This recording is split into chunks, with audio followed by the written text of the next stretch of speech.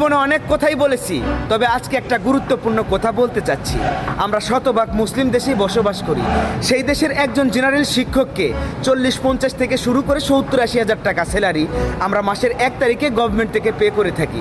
অথচ রাসূল সাল্লাল্লাহু আলাইহি সাল্লাম বলেছে, একজন মুসলমানের সন্তানকে সর্বপ্রথম দিনী শিক্ষা প্রদান করতে হবে।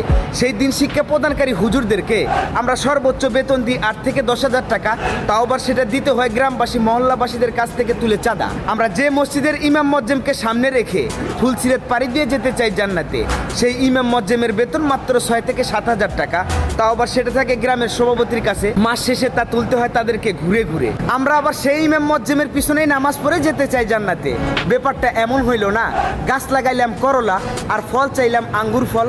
আগামীতে মসজিদের ইমাম মজ্জেম থেকে শুরু করে একজন মাদ্রাসার শিক্ষকদেরকে মিনিমাম স্কেলের মাধ্যমে গভর্নমেন্ট থেকে স্যালারি দিতে হবে। এই দেশের ভ্যাট ট্যাক্স আমরাও দিই, তাই এটা আপনাদের কাছে আমাদের অনুরোধ নয়, এটা আমাদের জোরদার দাবি।